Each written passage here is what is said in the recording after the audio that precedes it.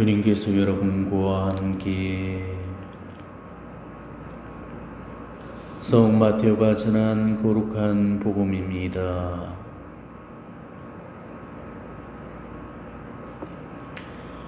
그때 예수님께서는 둘러선 군중을 보시고 제자들에게 호수 건너편으로 가라고 명령하셨다. 그때 한 율법학자가 다가와 예수님께 스승님, 어디로 가시든지 저는 스승님을 따르겠습니다 하고 말하였다. 그러자 예수님께서 그에게 말씀하셨다. 여우들도 굴이 있고 하늘의 새들도 보금자리가 있지만 사람의 아들은 머리를 기댈 곳조차 없다. 그분의 제자들 가운데 어떤 이가 주님, 먼저 집에 가서 아버지의 장사를 지내게 허락해 주십시오 하고 말하였다. 예수님께서는 그에게 말씀하셨다. 너는 나를 따르라. 죽은 이들의 장사는 죽은 이들이 지내도록 내버려 두어라. 주님의 말씀입니다.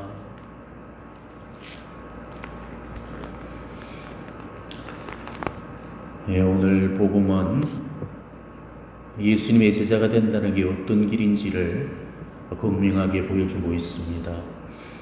먼저 율법 교사 하나가 찾아와서 예수님 제자가 되겠다면서 단호한 결심을 비쳤죠. 스승님, 어디로 가시든지 저는 스승님을 따르겠습니다.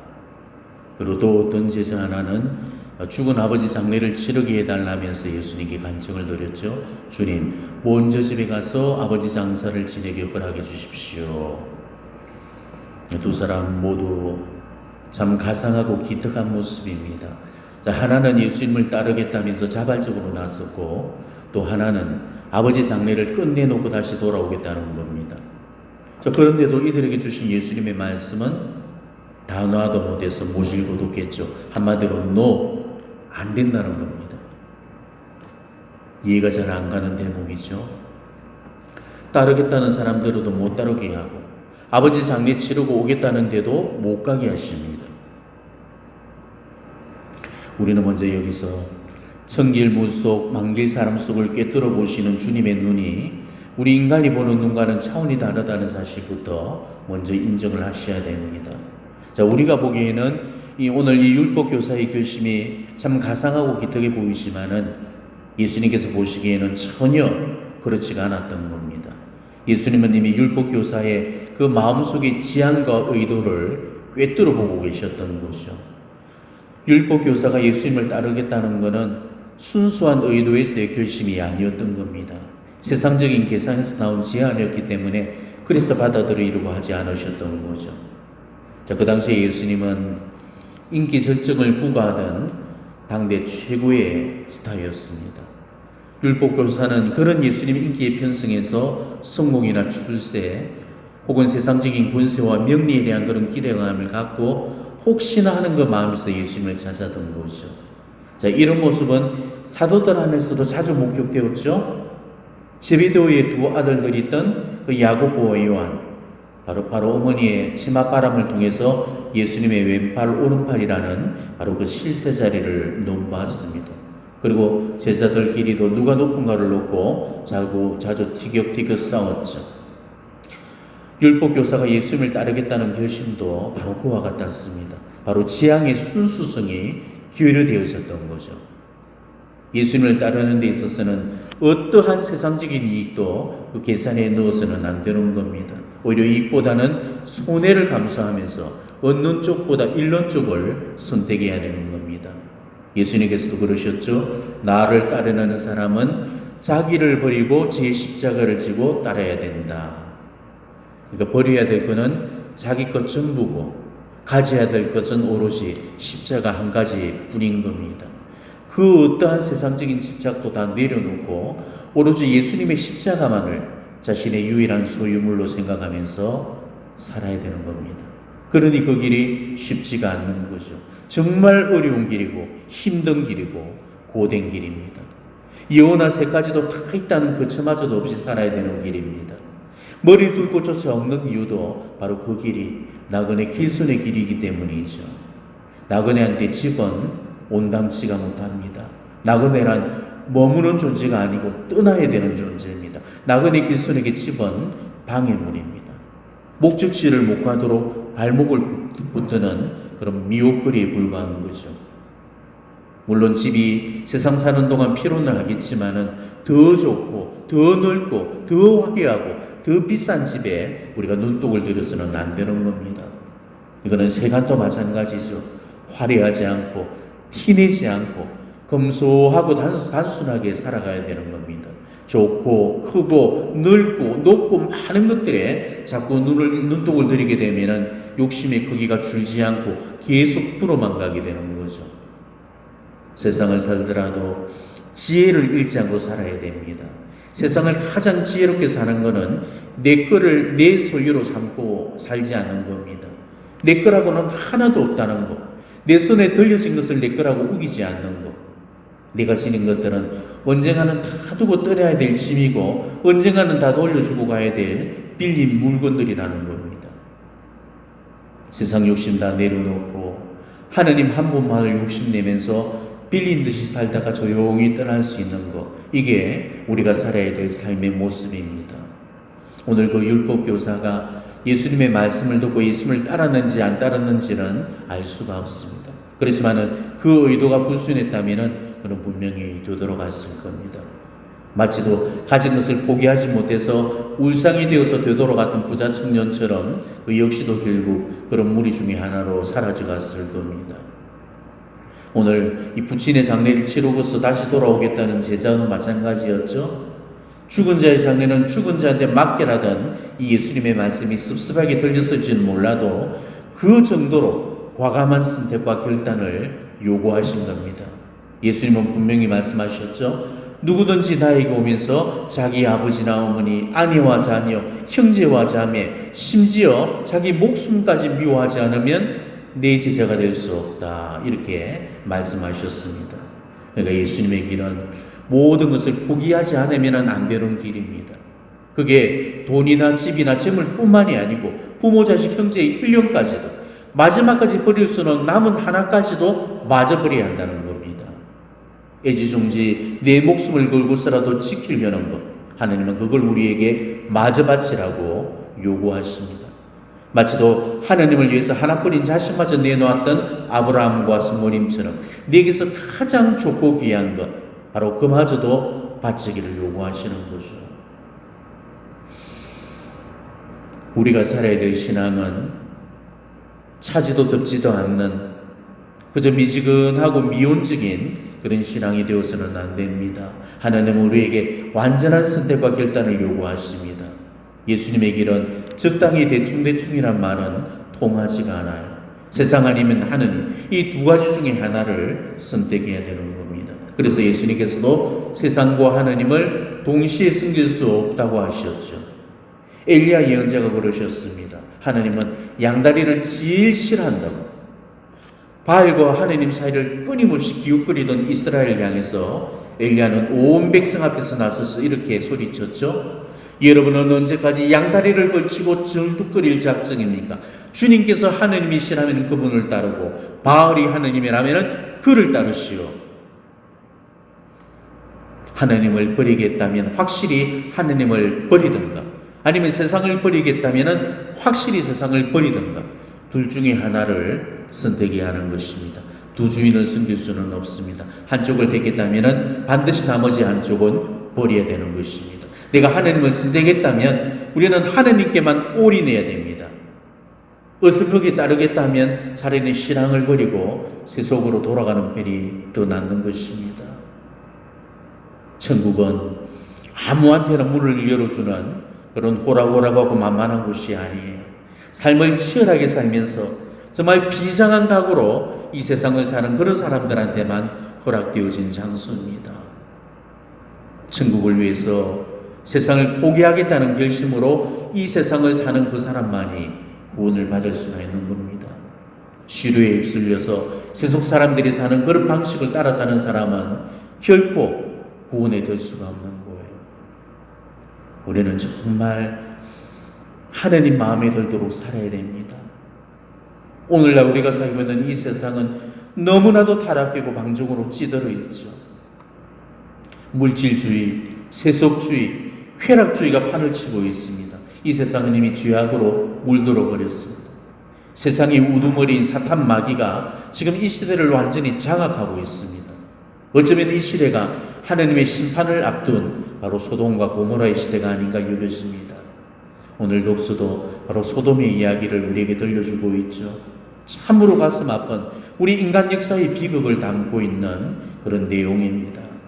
하느님은 아브라함한테 소돔의 멸망을 예고하셨고, 또 아브라함은 소돔이 타락으로 인해서 멸망되리라는 그 소식을 듣고 무척이나 괴로워하면서 마음 아파했습니다. 더군다나 이 소돔 성에는 유일한 혈족인 조카 롯의 가족들도 살고 있었죠. 아브라함은 소돔 성의 구원을 청하면서 하느님께 간절히 매달렸습니다. 오늘 독서 말씀을 보면은 아브라함의 중재와 탄원이 정말 얼마나 간절하고 절실하게 들어지고 있는지 우리가 다시 한번 아브라함의 신앙을 확인해 볼 수가 있죠. 당시의 소돔과 고모라는 극도로 부패하고 타락한 도시로 알려져 있었습니다. 그리고 오늘날까지도 죄악의 도시를 상징하는 대명사로 일컬어질 정도입니다. 그래서 동성애를 뜻하는 그 영어, 이 영어도 소돔에서 유래되어서 셔돔이라고 부르고 있죠. 창세기를 보게 되면은 소돔이 위치해 있던 곳은 비옥한 평야지대임을 알 수가 있습니다. 자, 고대 근동에서는 곡창지대를 중심으로 문명이 태동되어진 그런 점으로 우리가 미루어 보았을 때 소돔은 어떤 지역보다도 인구 밀도가 높았던 그런 곳임을 알 수가 있죠.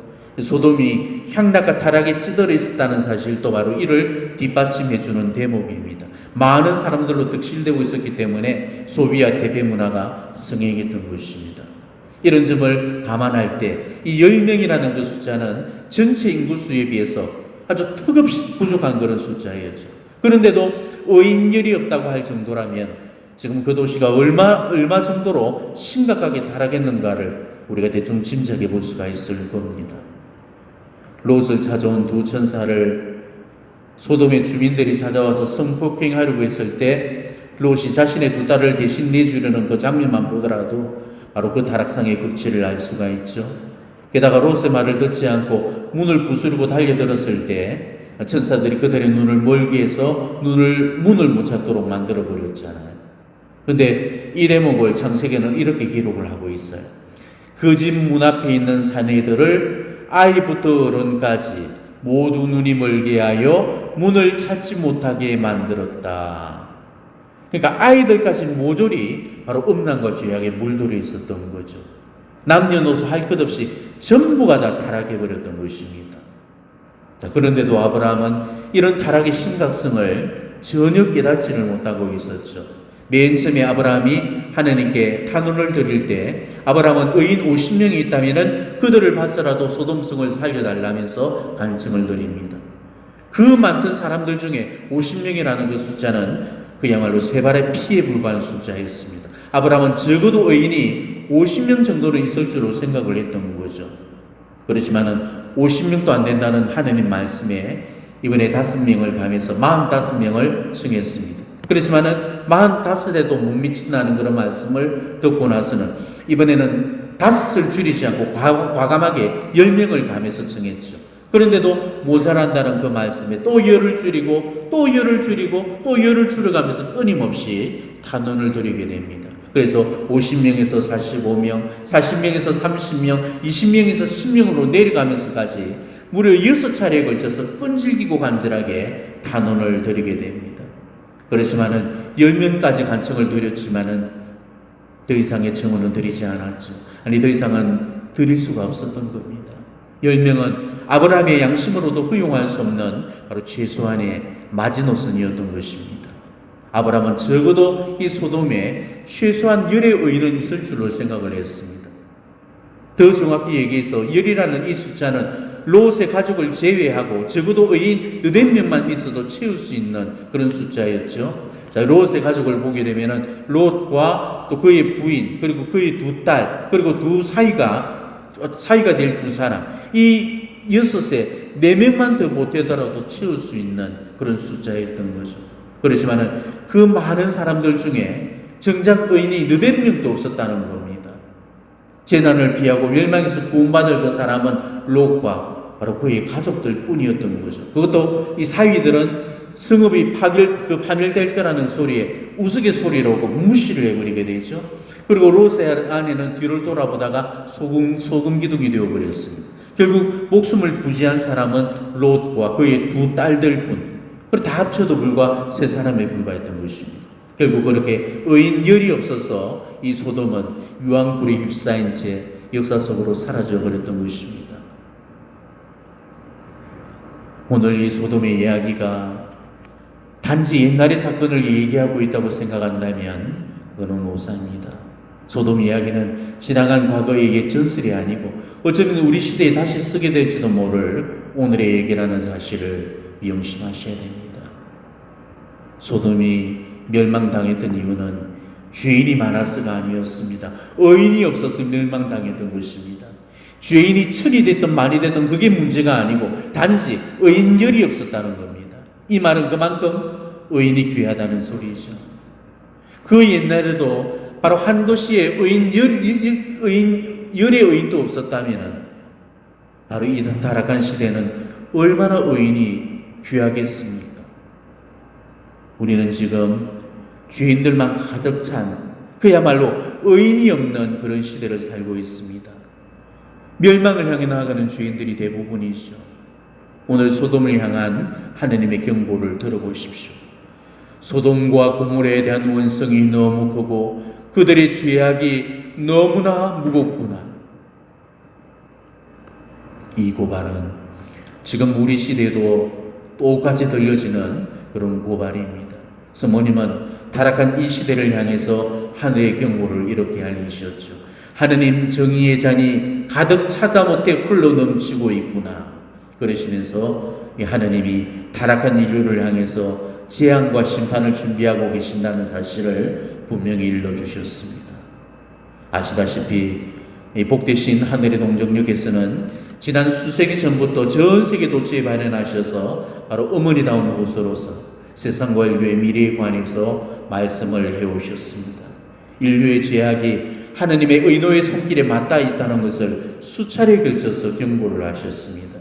인류에게 다가올 재앙들을 말씀하시면서 우리 인류가 하느님께로 돌아오는 길만이 우리 인류의 미래와 운명을 바꿀 수 있다고 경고를 하셨죠.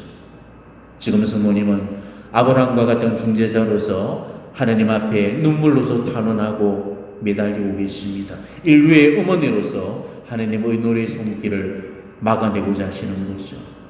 우리는 이 성모님의 어머니다운 호소에 귀를 기울여야 됩니다.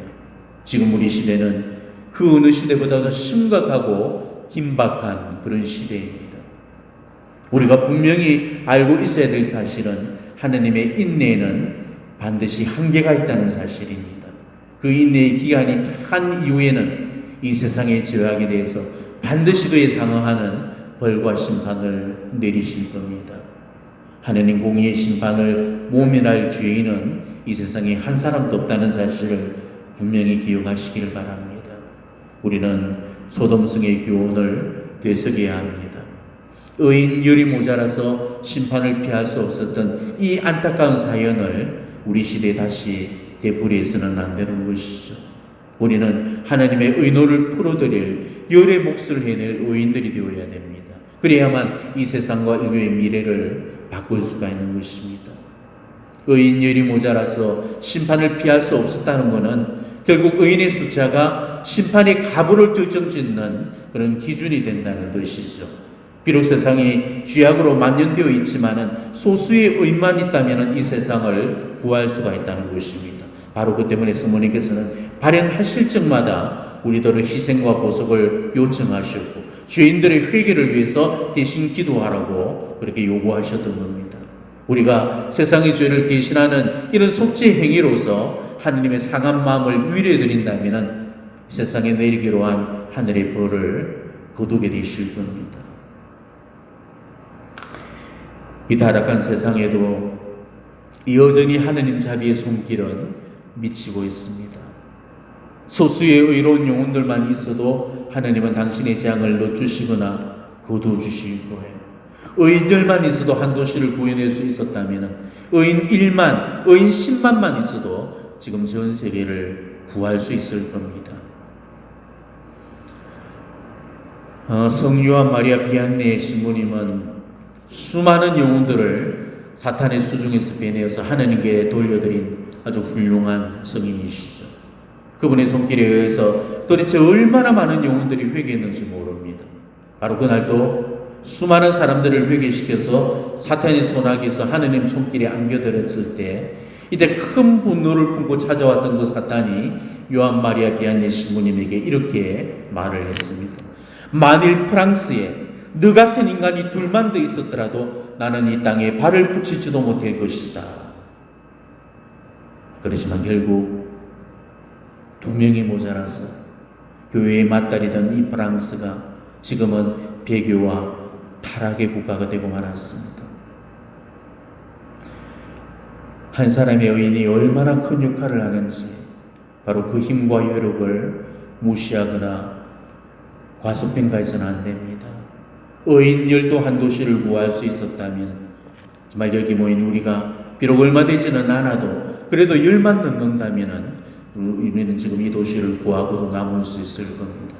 있을만하고 그렇게 생각을 해버린다면 그는 사탄한테 힘을 실어주는 빌미가 될 겁니다. 자, 예수님은 한 아이가 바쳤던 그 작은 도시락으로도 장정만 또 5,000명을 먹이고도 12강주를 남기셨죠. 바로 우리의 작은 기도, 우리의 작은 희생, 우리의 정말 보잘것없는 보소, 그리고 내 삶에서 오는 여러 가지 불편들과 고통들을 바로 하나님께서 쓰실 재원으로 돌려드린다면 바로 하나님은 이 재원을 가지고도 얼마든지 이 세상을 구해낼 수 있으실 겁니다. 바다가 썩지 않고 부패되지 않는 까닭은 바닷속에 녹아든 그 소금 때문에 그렇다고 그러죠. 그런데 도대체 몇 프로의 소금이 바다를 썩지 않게 만들고 있는지 아십니까? 바닷물에 녹아있는 소금의 농도가 3%에 불과합니다. 불과 3%의 그 소금 때문에 바닷물이 짠맛을 유지할 수 있고 썩지 않게 만들어주는 겁니다. 자, 예수님은 우리에게 빛과 소금이 되어라고 하셨죠. 이 세상에 우리가 3%의 그런 소금 역할만 해준다면 이 세상의 부패를 막을 수가 있을 겁니다. 세상의 죄악 앞에 통탄하기 앞서서 정말 나 자신부터 열의 한 몫을 내낼 의인의 숫자를 채울 수 있도록 힘쓰어야 합니다. 자, 그러기 위해서는 잘못 사는 그런 세상 사람들을 위해서 우리는 2배로 잘 살아야 되는 거죠. 한 몫은 자기를 위해서 살더라도 나머지 한 몫은 바로 죄인과 이 세상을 위해서 내어놓을 수 있어야 됩니다. 한 영혼도 놓칠 수 없다는 영혼 구령의 집념으로 우리가 대속의 정신을 갖고 더 많은 그런 보수과 희생을 실어내야 되는 겁니다. 지금 이 시대는 진정으로 예수님의 길을 걷는 십자가의 벗들을 필요로 하는 시대입니다. 자신의 안위만을 위하지 말고 아브라함처럼 남을 위해서 기도하고 희생하는 그런 시대의 의인들이 되셔야 됩니다. 이제는 내 문제와 내 가정사 문제만 갖고 매달리는 이런 이기적이고 기복적인 믿음의 옷은 좀 벗어 던졌으면 합니다. 주소서 하는 이런 차원 낮은 기도들은 좀 이제 그만 좀 드렸으면 좋겠습니다.